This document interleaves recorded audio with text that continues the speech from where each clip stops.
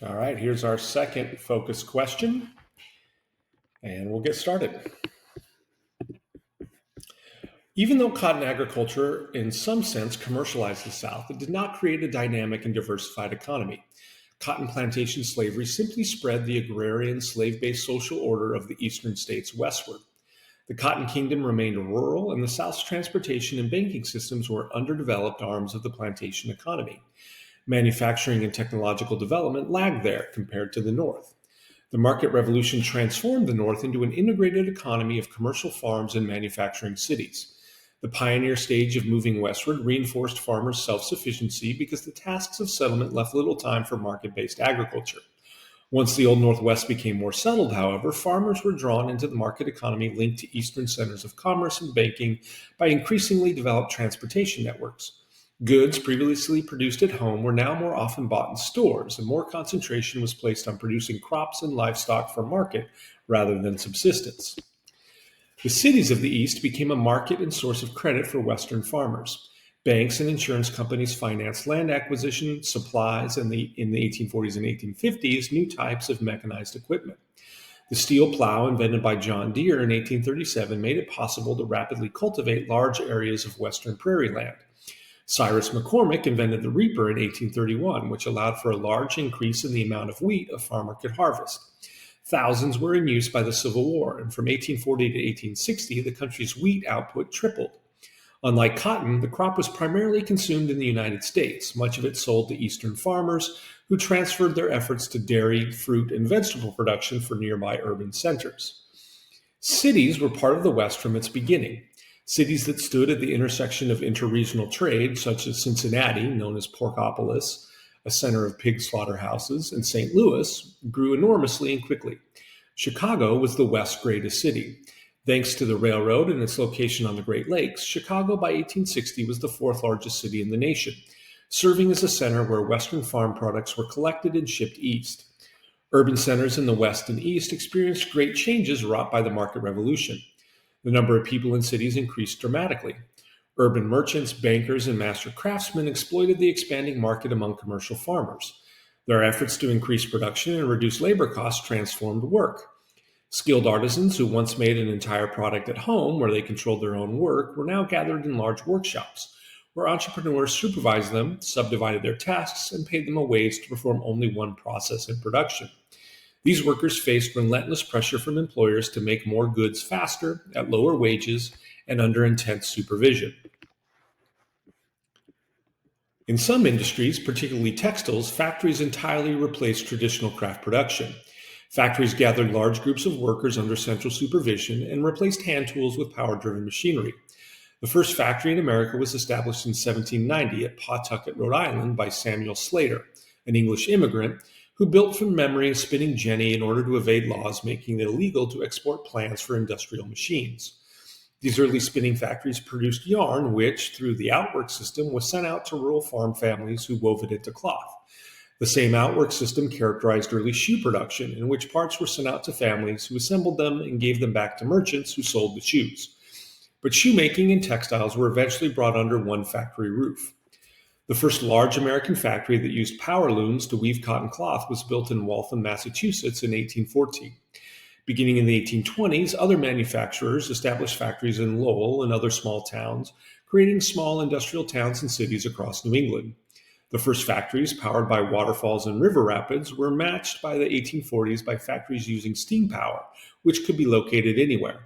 In 1850, factories made not just textiles and shoes, but a wide variety of goods, including tools, firearms, clocks, and agricultural machinery. The American system of manufacturers relied on the mass production of interchangeable parts that could be quickly assembled into standardized finished products. This was first practiced and perfected in clock production by Eli Terry of Connecticut and small arms production by Eli Whitney. An impressive array of mechanical skills was dispersed across northern society, with towns often having sawmills, paper mills, ironworks, shoemakers, hatmakers, tailors, and various other small enterprises. The early Industrial Revolution was largely confined to New England and a few cities outside it. The South, with its slaveholding class generally opposed to industrialization, lagged far behind in factory production and the development of an internal market. Outside New England, most work was still carried on in small, unmechanized workshops. The market revolution changed Americans' conception of time itself. Farming still relied on seasonal rhythms, but in cities, clocks became a part of daily life, with work and leisure time clearly separated from one another.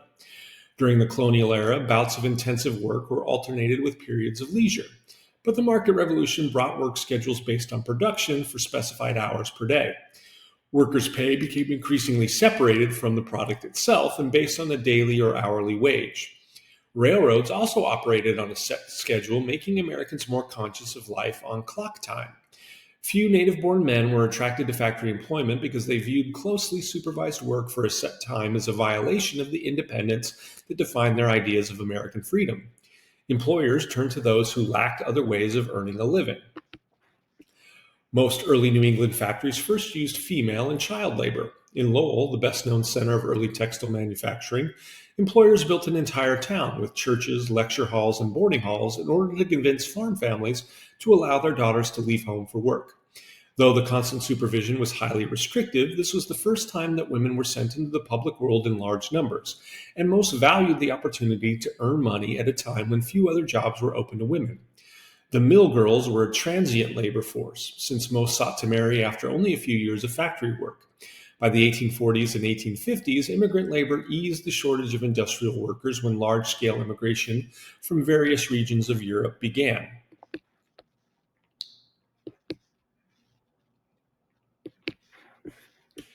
Economic growth fueled the demand for labor, which was partly filled by immigrants. Immigration swelled between 1840 and 1860 when over 4 million people came to the United States, mostly from Ireland and Germany.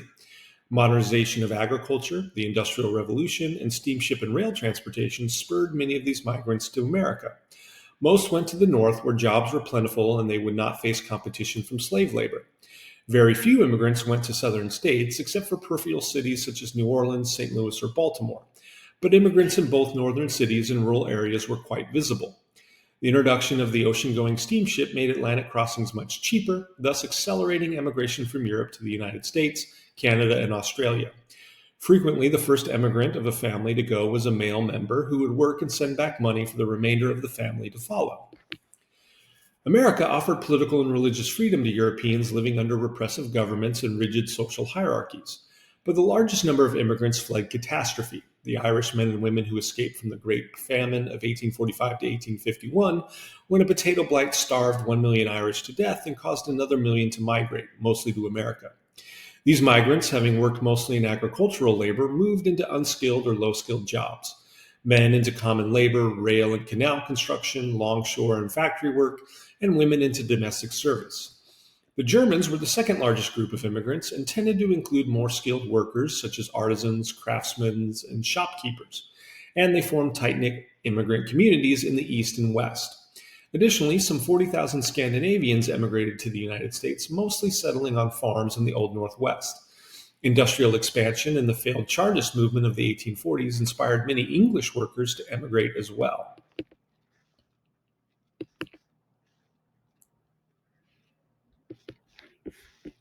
While English immigrants were easily absorbed in American culture, the Irish faced bitter hostility. They were Roman Catholics in a mostly Protestant society with deep anti-Catholic traditions, and they increased the visibility and power of the Catholic Church. Irish immigrants in the 1840s and 1850s alarmed many native-born Americans.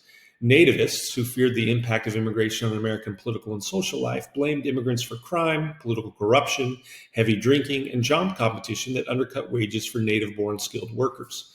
The Irish were rapidly integrated into the Democratic Party's urban political machines, which dispensed jobs and poor relief to immigrants.